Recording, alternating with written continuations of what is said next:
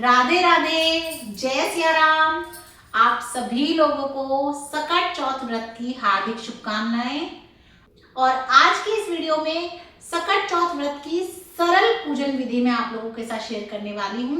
तो चलिए वीडियो को शुरू कर लेते हैं। तो देखिए, आप चाहें तो अलग से चौकी लगा के तब भी पूजन कर सकते हैं, या लोकल में इस तरह से जो है ना, जब कहानी सुनते हैं तभी जो है पूजन वगैरह कर लेते हैं, सिंपल सादा तरीके से बिना दिया जलाए। तो आप इस तरह भी कर सकते हैं, दोनों ही तरीके बिल्कुल सही हैं। तो चलिए देख लेते हैं कि सकट चौथ व्रत पे पूजन कैसे किया जाता है, कथा कहानी कैसे सुनी जाती है। तो देखिए, लोकल वगैरह में तो इसी तरह से जो है भगवान गणपति को विराजमान करा के कथा कहानी सुनते हैं। आप गणपति भगवान को विराजमान करवाने के लिए या तो थाली ले लें या फिर पटड़ा वगैरह ले सकते हैं। उसके ऊपर हम सबसे पहले रोली से स्वास्तिक मान लेंगे और कुछ दाने रख के फिर उसके बाद उस पर गणपति भगवान को विराजमान करेंगे। कुछ लोग जो है डायरेक्ट ज़मीन में ही सातिया बना के गणपति भगवान को विराजमान कर लेते हैं। तो ऐसा मत कीजिएगा, क्योंकि अगर मान लीजिए आप तुरंत ही कथा सुनने के बाद ही वहाँ से गणपति भगवान को उठा रहे हैं तो वो भी अच्छा नहीं होता। पोछा वगैरह लगाना एकदम से शुभ कार्य पे, और अगर आप वहीं छोड़ देते हैं और उस पर किसी का पैर पड़ता है, कोई उस पर चलता है, तो वो भी अच्छा नहीं होता।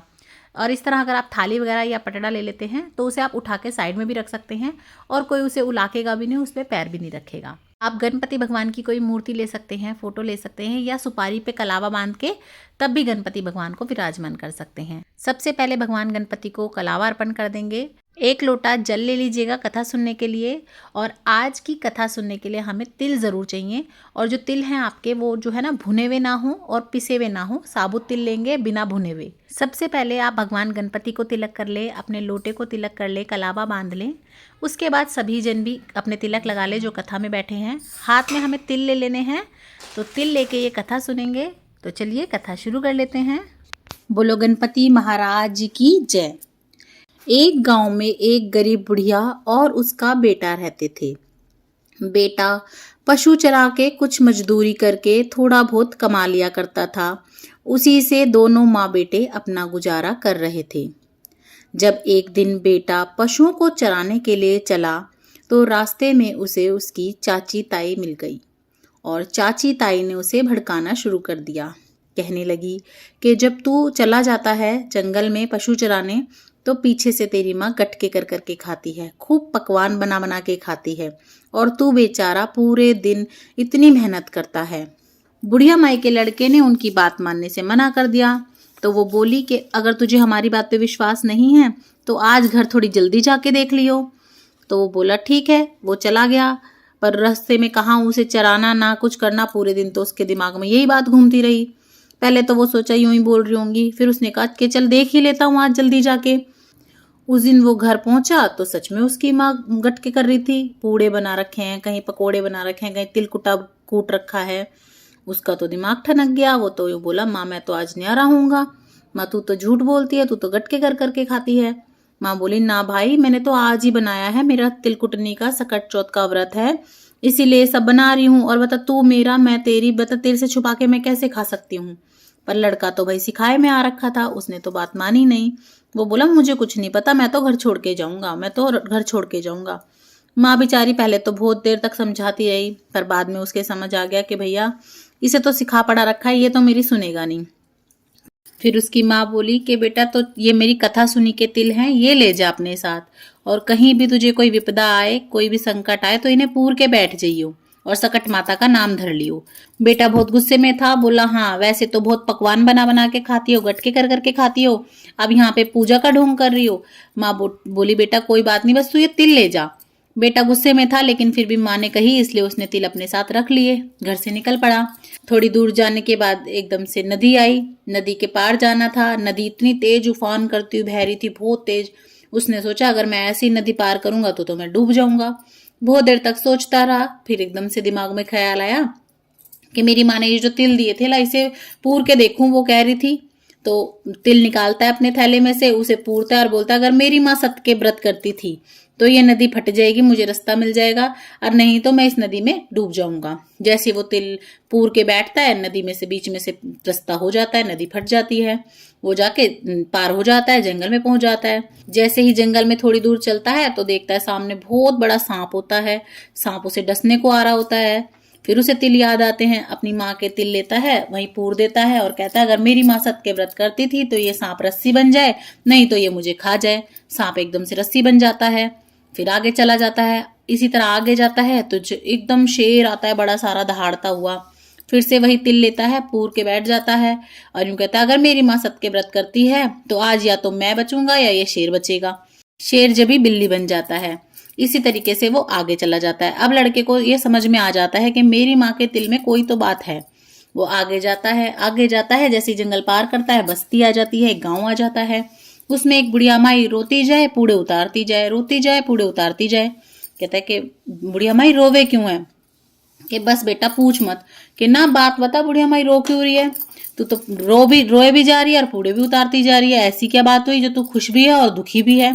तो बुढ़िया माई बोलती है बेटा हमारे गांव में आवा पकता है और आई साल उसमें एक जो है ना आदमी की बलि चढ़ाई जाती है, उसे बिठाया जाता है। और इस बार मेरे ही बेटे का नंबर है और मेरे एक ही बेटा है, इसीलिए मैं रोए जा रही हूँ। रो इसलिए रही हूँ क्योंकि आज उसकी बारी है और पूड़े इसलिए बना रही हूँ कि अब यूँ सोच रही हूँ कि आखिरी बार अपने बेटे को मिठाई पूड़े कुछ खिला के ही भेज दूँ। तो यूँ कहता है बुढ़िया माई एक बात कहूँ? कि कह बेटा तू भी? कि बुढ़िया माई ये पूड़े तो मुझे खिला दे, मुझे पेट भर के खाना खिला दे, तेरे बेटे की जगह मैं चला जाऊंगा। बुढ़िया माई बोलती है भाई क्यों मजाक कर रहा है, क्यों हंसी कर रहा है? यूं भी कोई किसी के बदले जाए करे मरने के लिए? वो यूं कहता है ना बुढ़िया माई बस तू मुझे पेट भर के खाना खिला दे, मैं चला जाऊंगा। बुढ़िया माई कहती है ले भाई खाना तो तू खा ले। उसे पूड़े खिलाती है, खूब खाना वाना खिला के पेट भर देती है। वो भरे पेट के बाद उसे नींद आ जाती है, वो सो जाता है। इतने में ही राजा का हलकारा आ जाता है, सिपाही आ जाते हैं उसके लड़के को लेने। अब बुढ़िया माई सोच में पड़ जाती है कि इसे उठाऊं तो उठाऊं कैसे, पराए पूत को कैसे कह दूं कि भाई तू चला जा। बुढ़िया माई कहीं चिमटा बजाती है, कहीं खुड़का करती है कि किसी तरह खुद ही उठ जाए। इतने में लड़के की आंख खुल जाती है कि बुढ़िया माई खुड़का क्यों करे, आ गए सिपाही? क्योंकि हाँ बेटा आ तो गए, पर बता तुझे कैसे भेजूं? क्योंकि कोई बात नहीं बुढ़िया माई, जैसा कि मैंने कहा था मैं जाऊंगा। सिपाही उसे ले जाके बिठा देते हैं और आवा पकने के लिए चढ़ा देते हैं। थोड़े दिन बाद ही एक बच्चे की बोल लग जाती है आवे में और आवाज आती है टन देसी। सारे गांव में हल्ला मच जाता है कि आवा पक गया, आवा पक गया। सब सोच में पड़ जाते हैं कि इतनी जल्दी आवा कैसे पक गया, वैसे तो बहुत टाइम लगता है। राजा को बोलते हैं। राजा कहता है खोल के देखो भाई क्या हुआ क्या नहीं हुआ। जैसे ही सिपाही हटाने लगते हैं, सारा बाहर से हटाने लगते हैं तो आवाज आती है सहज सहज, धीरे धीरे। सिपाही भी डर जाते हैं कि भाई इसमें तो भूत है।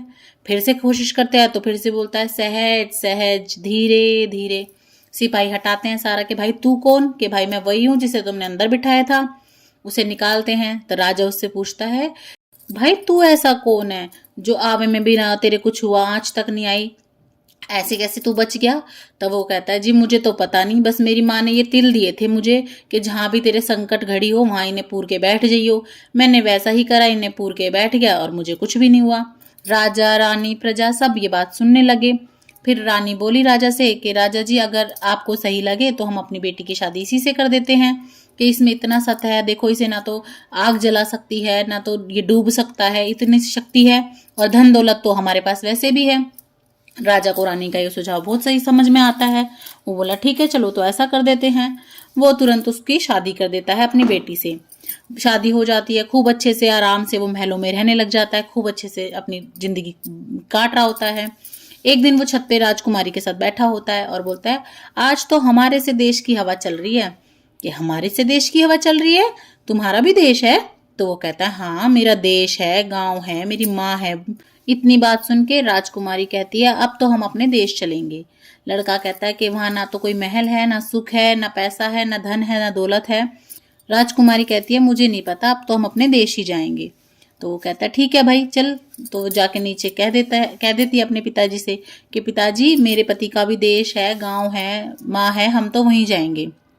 राजा भी कह देता है बहुत अच्छी बात है। खूब सारा धन दौलत, हाथी घोड़े, बहुत सारा सामान देके अपनी बेटी और जमाई को विदा कर देता है। जैसे ही वो अपने गांव पहुंचने वाले होते हैं तो गांव के सभी लोग इकट्ठे हो जाते हैं कि ये कौन आया हाथी घोड़े लेके इतने। तो देखते हैं तो भाई वो बताता है कि मैं तो वही बुढ़िया माई का बेटा हूँ। तो जाके सिपाही उन बुढ़िया माई को जाके बोल देते हैं कि बुढ़िया माई तेरा बेटा आ गया, खूब सारे हाथी घोड़े, धन दौलत और साथ में एक बहुत सुंदर रानी सी दुल्हन भी लेके आया है। बेचारी बुढ़िया अपने बेटे की याद में रोते रोते गम में अंधी हो चुकी होती है। तो बुढ़िया माई बोलती है कि बेटा मेरी दो और जिठानी बहुत थी मुझे बोली मारने के लिए, मेरी हंसी उड़ाने के लिए, अब तुम लोग भी मेरी हंसी उड़ाने लगे। तब सब कोई कहते हैं कि नहीं बुढ़िया माई तेरा बेटा आ गया इतनी सारी धन दौलत लेके। बुढ़िया माई बेचारी अंधी हो चुकी थी, आंख से दिखता नहीं था, अब वो किसी की बात पे क्या यकीन करे। तभी राजा जी ने आदेश दिया कि बुढ़िया माई को लोहे की आंगी पहनाओ और अगर उस आंगी में से दूध निकल के लड़के के मुंह में धार जाए, उसकी मूंछ भीग जाए, तो इसका मतलब ये बुढ़िया माई का ही बेटा है। ऐसा ही करते हैं, बुढ़िया माई को लोहे की आंगी पहनाते हैं, दूध की धार उसमें से निकलती है और लड़के की मूंछ भीग जाती है। बुढ़िया माई और बुढ़िया माई का बेटा मिल जाते हैं। तो हे चौथ माता, जैसे बुढ़िया माई की पहले आई ऐसी किसी की मत आइयो, जैसे बाद में आई ऐसे सबके आइयो, कहते सुनते हुंकारा भरते। तभी राजा पूरे नगर में ढिंडोरा पिटवा देता है कि इसी तरह से सब कोई चौथ माता का व्रत करियो। तो इसी तरह से हमारी चौथ माता की कथा संपूर्ण होती है। इसके बाद विनायक महाराज की कथा सुनी जाती है, तो मैं आपको वो भी सुना देती हूँ। एक गांव में देवरानी जिठानी रहती थी। जिठानी अमीर थी और देवरानी गरीब थी। देवरानी गणेश जी की भक्त थी। देवरानी का पति जंगल से लकड़ी काटकर बेचता था और अक्सर बीमार रहता था। देवरानी जिठानी के घर पर सारा काम करती और बदले में जिठानी बचा हुआ खाना, पुराने कपड़े सब उसको दे देती थी। इसी से देवरानी का परिवार चल रहा था। माघ महीने में देवरानी ने तिल चौथ का व्रत किया। 5 आने का गुड़ और तिल ले आई, तिलकुटा बनाया, पूजा करके तिल चौथ की कथा सुनी और तिलकुटा छीके में रख दिया और सोचा कि चांद उगने पर पहले तिलकुटा और उसके बाद ही कुछ खाएगी। कथा सुनकर वह जिठानी के यहाँ चली गई। खाना बनाकर जिठानी के बच्चों से खाना खाने को कहा तो बच्चे बोले कि माँ ने भी आज व्रत किया है तो माँ भूखी है, जब माँ खाना खाएगी जब ही हम खाएंगे। जेठ जी से बोला खाना खाने को तो वो भी बोलने लगे कि मैं अकेला क्या खाऊंगा, जब चांद निकलेगा तब जब सब खाएंगे मैं तभी खा लूंगा।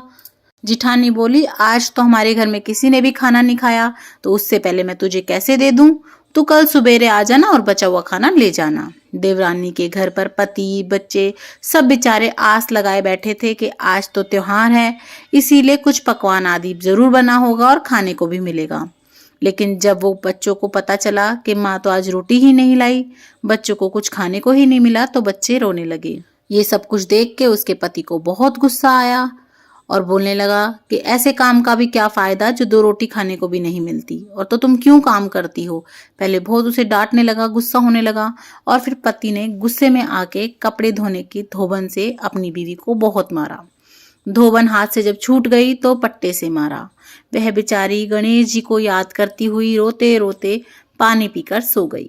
तभी विनायक महाराज एक बूढ़े ब्राह्मण का रूप धारण करके आए और बोले, धोवना मारी पाटे मारी, सो रही हो या जग रही हो। वह बोली, कुछ सो रही हूँ कुछ जग रही हूँ। विनायक महाराज बोले, भूख लगी है कुछ खाने को दे दो। वो बोली, मैं क्या दे दूं, मेरे घर में तो अन्न का दाना भी नहीं है। जेठानी बचा कुचा खाना देती थी, आज उसने भी कुछ नहीं दिया। पूजा का बचा हुआ तिलकुट पड़ा है छीके में, वही खा लो। तिलकुट खाने के बाद विनायक महाराज बोले, धोवने मारी पाटे मारी, निमटाई लगी है कहाँ निमटाएं। वह बोली, सारा घर पड़ा है, जहां निमटना हो जो इच्छा हो वो करो। फिर विनायक महाराज बच्चे की तरह बोले, अब पोछू कहाँ, बेचारी कुटी पिटी पड़ी थी, दर्द के मारे आधी कच्ची नींद में थी। बोले, विनायक महाराज जहां तुम्हारा जी करता हो वहां पहुंच लो और कुछ ना मिले तो लो, ये मेरा सर रहा इसमें पोंछ लो। विनायक महाराज ने ऐसा ही करा, उसके सर से पोंछ पाछ के चले गए। सुबह जब देवरानी उठी तो यह देखकर हैरान रह गई कि पूरे घर में हीरे मोती पड़े थे, सारा घर जगमगा रहा था। सिर पर जहां विनायक जी ने पोछा था वहां भी हीरे मोती की लड़ियां, सोने के टीके खूब जगमगाहट कर रहे थे। बेचारी लगी समेटने। उस दिन देवरानी जिठानी के यहाँ काम करने नहीं गई। तभी जिठानी ने अपने बच्चों को भेजा और बोला, जाओ बुला के लाओ चाची को कि सारा काम पड़ा है। बच्चे गए चाची के यहाँ तो देखे जिस झोपड़ी में चाची रहती थी वो झोपड़ी तो थी नहीं, बहुत बड़ा महल खड़ा था। अंदर गए तो देखते हैं सारी जगह सोना चांदी बिखरे पड़े हैं, सारा परिवार लग रहा है समेटने में।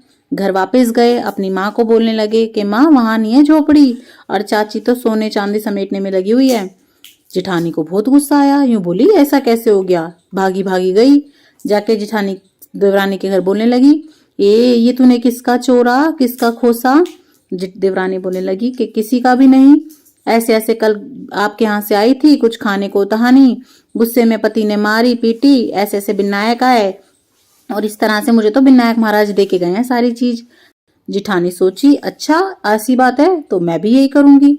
जिठानी अपने घर चली गई। घर जाके अगले दिन ना कुछ बनाया, ना कुछ खाया, ना बच्चों को दिया, ना पति को दिया, बैठ गई अपने आराम से। अपने पति से बोली मुझे पीट। वो बोला ना, क्यों पीटे भगवान? इन्हों कहना मैं कह रही हूँ मुझे पीट। पहले बेचारे ने आराम आराम से मारी, इन्हों कहना जोर से मार, खूब अच्छी सी पीट दे। जब वो बोला ले भाई, तो उसके पति ने भी खूब अच्छे से अपनी सारी तसल्ली कर ली, खूब पीट पाट के बिठा दी। आए विनायक महाराज फिर से बूढ़े ब्राह्मण का रूप धारण करके, बोले ए माई कुछ खाने को दे, कुछ खाने को दे। नु क्या, आओ विनायक महाराज, आओ आओ, लो ये देखो कितना सारा मैंने तो तिलकुटा पीस रखा है, देखो ये कितना सारा धरा है, खाओ खूब जिम लो। खूब खा लिया विनायक महाराज ने भी पेट भर के खूब। फिर यूं कहने लगे विनायक महाराज के अब मैं निमटाऊं कहाँ? तो यूं कहने उसके घर में तो कुछ भी नहीं था, देखो मैंने तो झाड़ू पोछा कर रखा है बढ़िया से, यहाँ खूब अच्छे से देखो हर कोने में कर देना, खूब अच्छे से कर देना। विनायक महाराज ने सारी तरफ अपने निमट लिए। यूं बोले अब मैं अपने ये पोछू कहाँ? तो यूं बोली देखो उसके तो सिर में भी बेकार सड़ा पड़ा था, देखो मैंने तो शैम्पू से धो रखा है, इसमें पोछो, इसमें साफ करो, देखो कितनी खुशबू आ रही है। तो विनायक महाराज बोले ठीक है। तो विनायक महाराज ने पोंछ पाछ लिया, चले गए। अगले दिन सुबह देखे तो सारे घर में बदबू ही बदबू, कीड़े मकोड़े हर जगह। अपनी देवरानी को बुलवाया, कह देख भाई ये विनायक महाराज अपनी माया बिखेर के चले गए। जब सब कोई कहने लगे कि वो बेचारी तो असली में पिटी थी, बिना उसके पिटी थी बेचारी, उसका तो भगवान ने भला करने के लिए आए थे, और तू अच्छी ढापी भरी पूरी, उसके बाद भी मोह माया के चक्कर में तूने जानबूझ के ये सब करा। तो सब कोई कहने लगे कि अब भाई विनायक महाराज ही समेट सकते हैं, उनकी माया को तो कोई समेट नहीं सकता। तो हाथ जोड़ के प्रार्थना करते हैं, हे विनायक महाराज अपनी ये माया समेटो। विनायक महाराज आते हैं तो विनायक महाराज कहते हैं कि ये तो सदका करे थी और तू मोह माया में करती थी, इसीलिए तुझे सबक सिखाने के लिए ये सब करा है मैंने। तो ये कहती है हे विनायक महाराज अपनी गलती मानती हूँ, इसे समेट लो। विनायक महाराज कहते हैं समेट तो मैं लूंगा, पहले तू वचन भर के अपने जितने भी तेरे पे धन दौलत माया है उसका आधा अपनी देवरानी को देगी। तो वो कहती है ठीक है मैं आधा दे दूंगी, बस आप अपनी माया समेट लो। विनायक महाराज अपने माया को समेट लेते हैं। तो हे विनायक महाराज जैसा देवरानी पे टूटा ऐसा सब पे टूटियो, जैसा जिठानी पे टूटा ऐसा किसी पे मत टूटियो, कहते सुनते हुंकारा भरते। तो इसी तरह से हमारी विनायक महाराज की कथा भी संपूर्ण हो गई है। उसके बाद जो ये आपने दाने लिए हैं वो थोड़े से दाने तो आप अपने पल्ले में बांध लीजिएगा चंद्रमा को अर्घ देने के लिए, और थोड़े से दानों से आप अभी सूर्य को अर्घ दे देंगे। और सूर्य को अर्घ कैसे देना है, सूर्य को अर्घ देते समय क्या बोलना चाहिए, उन सब की वीडियोस चैनल पे है। मैं सभी की एक प्लेलिस्ट बना के डिस्क्रिप्शन बॉक्स में डाल दूंगी, आप जरूर से देख लीजिएगा। और इस तरह से आप सकट चौथ, तिल चौथ या संकष्टी चतुर्थी की कथा सुन सकते हैं, सूर्य को अर्घ दे सकते हैं। चंद्रमा को अर्घ कैसे दे सकते हैं उसका भी मैंने वीडियो बनाया है, आप उसे भी जरूर देखिएगा। और अगर आपको मेरा चैनल पसंद आ रहा है, वीडियोस अच्छी लग रही हैं, तो कमेंट बॉक्स में जय सिया राम जरूर लिख दीजिएगा। ज्यादा से ज्यादा लाइक कीजिएगा, शेयर कीजिएगा और सब्सक्राइब करना तो बिल्कुल भी मत भूलिएगा। देखने के लिए बहुत बहुत धन्यवाद। जय सिया राम।